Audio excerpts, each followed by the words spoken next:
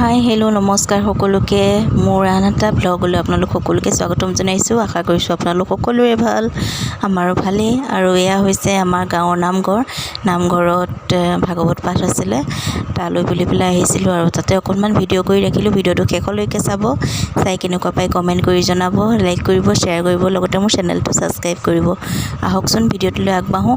আৰু ভাগৱত পাঠ হৈ যোৱা আজি কেইবাদিনো হ'ল আৰু মই আজিহে ভিডিঅ'টো আপলোড কৰিম।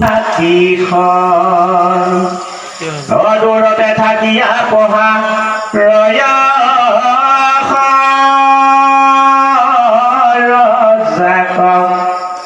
অন্তকে অন্তক পাইলে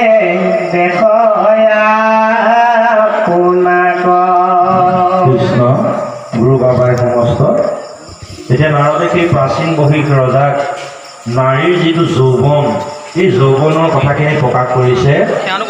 যেনেদৰে সেই ফুল গছত ফুল লাগে, ফুল লগাৰ পাছত কিছুদিনৰ পাছত ফুলবিলাক আকৌ মৰহি যায়, তাত ঠাৰি আৰু পাতহে থাকে।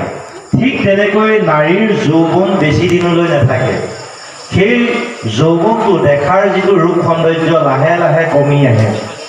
যেনেকৈ পুষ্পৰ মধুগন্ধ কমি আহে, ঠিক তেনেকৈ সেই নাৰীৰ যিটো ৰূপ সৌন্দৰ্য তেনেকৈ কমি আহে। আৰু সেই স্ত্ৰীৰ সংগত থকাৰ লগে লগে যিবিলাক কাম্য কৰ্ম অৰ্থাৎ কামনা কৰি কৰা, আৰু ইয়াত প্ৰকাশ কৰিছে যে হেন স্ত্ৰীৰ গৃহভাগ এৰা এটি খন আতি শীঘ্ৰে লৰতৈ কৃষ্ণৰ শৰণ। এতিয়া বা পাই সমস্ত কৰিব দি আছে। যদি পৰমাৰ্থিক দৃষ্টিৰে আপুনি চাব লাগিব, আমাৰ ঘৰত থকা সংসাৰৰ ভাৰ্যাগৰাকী পিঠা পঙ্গি কালি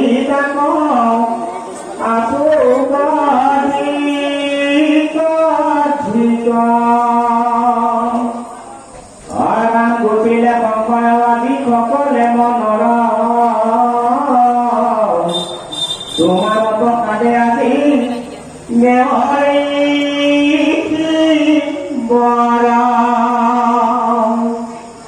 মহামহাৰী কি গলে